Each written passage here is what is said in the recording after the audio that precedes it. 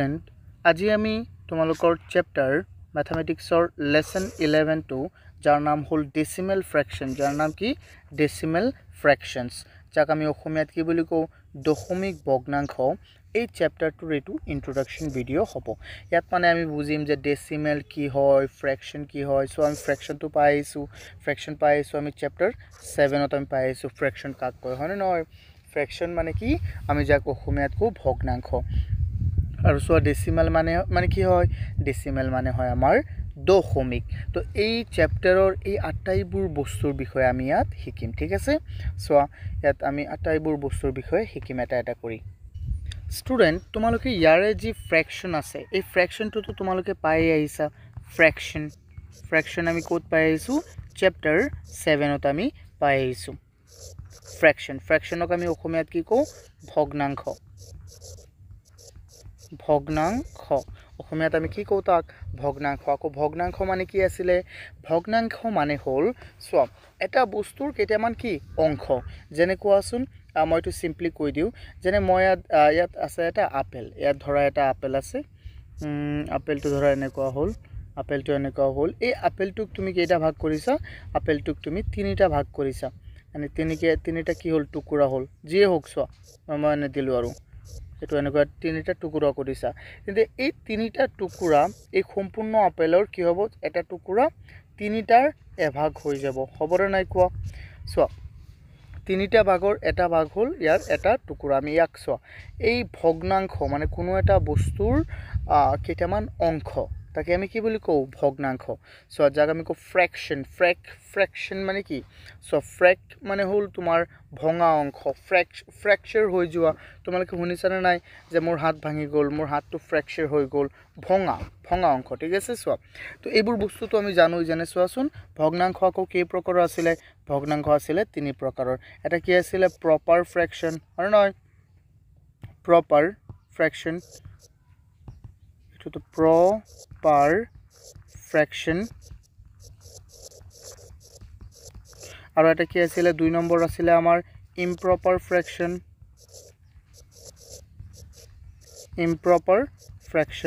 মনত আছে না এইবিলাক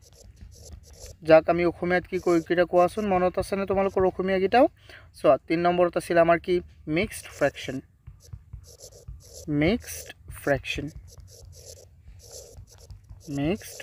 সো ইয়াক আমি কও প্ৰকৃত ভগ্নাংশ ইয়াক আমি কি কও অপ্ৰকৃত ভগ্নাংশ আৰু তাক আমি কি কও মিশ্ৰ ভগ্নাংশ মনত আছে এইবিলাক সো মিশ্ৰ ভগ্নাংশ এইবিলাক আমাৰ মনত থাকিব লাগিব ন সো তেন্তে এটো কেনেকুৱা হয় আকৌ সো আমাৰ ভগ্নাংশৰ কি থাকে ধৰা ভগ্নাংশৰ ওপৰত এটা অংশ থাকিব এটা তলত থাকিব যেনে ধৰা 3/4 ইয়াত 3 টো হল আমাৰ কি লব আৰু ইয়াক এটোক আমি কি বুলি কওঁ হৰ এটা কো আমি নিউমাৰেটৰ আৰু এটা কি হল ডিনোমিনেটৰ ঠিক আছে এটা আমি মনত ৰাখিব লাগিব প্ৰপাৰ ফ্ৰ্যাকশন কোনটো হয় ইমপ্ৰপাৰ কোনটো হয় এইকেইটা চোৱা এইটো এটা যেটো ফ্ৰ্যাকশনৰ লব সৰু আৰু হৰটো ডাঙৰ তাক আমি প্ৰপাৰ ফ্ৰ্যাকশন বুলি কম আৰু যিকিটাৰ লবটো ডাঙৰ কিন্তু হৰটো কি সৰু তাক আমি কম ইমপ্ৰপাৰ আৰু সো মিক্সড ফ্ৰ্যাকশন কাক কম যদি এটা প্ৰপাৰ ফ্ৰ্যাকশনৰ লগত এটা গোটা সংখ্যা পূৰণ হয় যেনে 2 তেতিয়া কি হৈ যাব এটো এটা ইমপ্ৰপাৰ ফ্র্যাকশন হয় এটো এটা মিক্সড ফ্র্যাকশন হৈ যাব সিম্পল সো এগেটো আমি গম পাইছো ন এতিয়া আমি বুজিম যে ডেসিমেল কি হয় সো ডেসিমেল ইয়াত আমি বুজো এতিয়া ডেসিমেল কাক কয় ইয়াত মই লিখো শব্দটো ডেসিমেলক আমি অসমীয়াত কওঁ দশমিক ইয়াক আমি কি বুলি কম চোৱাচোন ষ্টুডেন্ট ইয়াক আমি কম দশমিক বুলি এতিয়া দশমিক মানেনো কি বুজায় বা দশমিকৰ আমি ব্যৱহাৰ কোড কৰো কি কথা এই আটাইবোৰ বস্তুৰ বিষয়ে আমি ইয়াত শিকিম ন ৰব মই এটা খালি পেজ চাইলো আছে নেকি ইয়াত মই একেবাৰে শেষত দেখুৱাই দিছো সো ষ্টুডেন্ট ধৰা মই তোমাক কলো যে তুমি এটা কাম কৰা তুমি 5ক 2 ৰে হৰণ দি দিয়া তেতিয়া তুমি কি কৰিবা চোৱাচোন তুমি 5ক যেতিয়া 2 ৰে হৰণ দিবা সো কেইবাৰ যাবই দুবাৰ তো যাব তেন্তে 2 2 গুণ 4 হৈ গল হয় নহয় এতিয়া আমাৰ কি থাকি গ'ল 1 থাকি গ'ল এতিয়া তুমি এই 1 যে আছে এই 1 তো 2 না যায় যাবনে না যায় তেতিয়া আমি এটা ইয়াত এইটো ডেসিমেলটো দিব লাগে মনত পৰিছে না নাই চোৱা ডেসিমেলৰ কাম কি হয় এই ডেসিমেল দিয়াৰ লগে লগে ইয়াত এটা শূন্য আহি যাব ইয়াত এতিয়া 10ত আকৌ 2 কেইবাৰ যাব 5 বাৰ সো এতিয়া হৈ গ'ল 2 পূৰণ 5 কিমান 10 হৈ গ'ল উত্তৰ তো এইটো হল আমাৰ ডেসিমেল আমি আকৌ সুন্দৰকৈ আমি শিকিম সো এটা পইণ্ট আমি শিকি থাকিম চোৱা ষ্টুডেন্ট বহুত সহজ হ'ব এইকিটা শিকা বহুতেই সুন্দৰ মই পেজটো আনিলো আকৌ এতিয়া তাৰ পিছত আমি শিকি থাকিম যে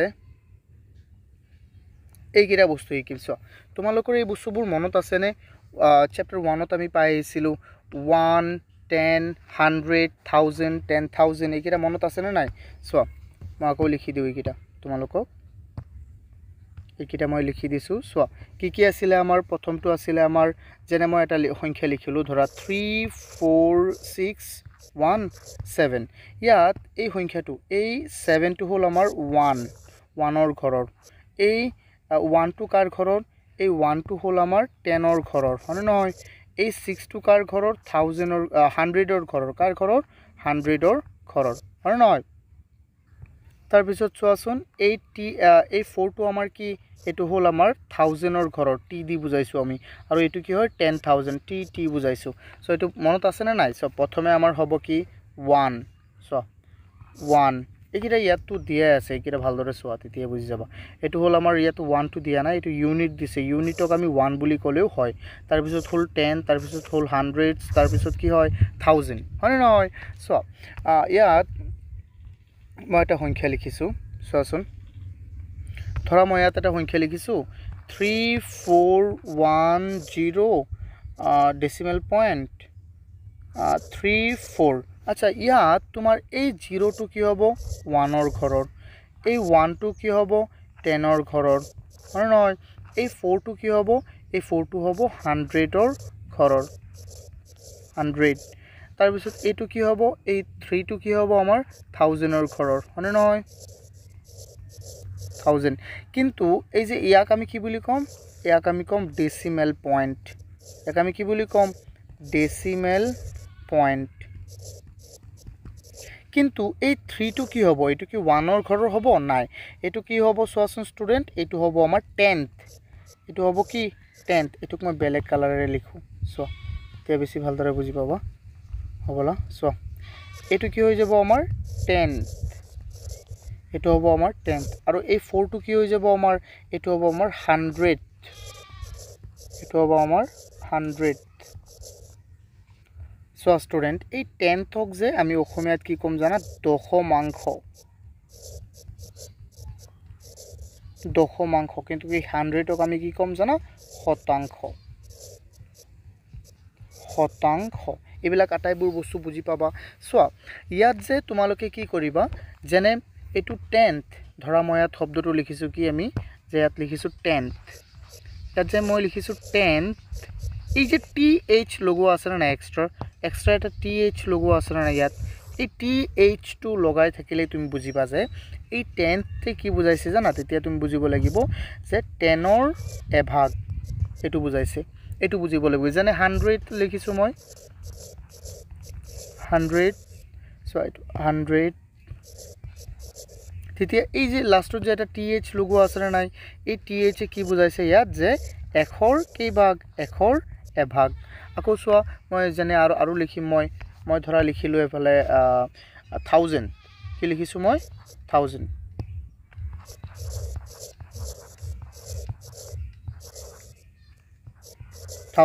এই যে লাষ্টত যে আমাৰ এটা th লগোৱা আছে ইয়াক আমি কি বুজাম ইয়াক বুজাম যে 1000 ৰ এভাগ বা 1/1000 এটো বুজিছানে বস্তুটো কি কৈছো মই এইবিলাক আমি মনত ৰাখিব লাগিব 1000 টক আমি কি বুলি কও অসমীয়াত কোৱাচোন ইয়াক আমি কও সহস্ৰাংশ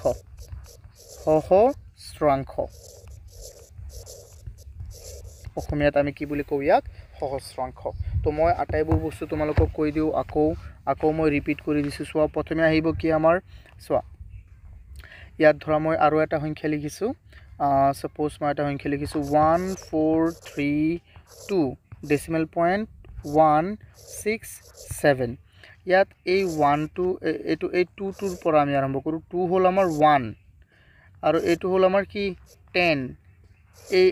4 টো হ'ল আমাৰ কি 100 আকৌ এই 1 টো কি আমাৰ 1000 ঠিক আছে মনত ৰাখিবা এনেকে তাৰ পিছত এইটো হ'ল আমাৰ ডেসিমেল পয়েন্ট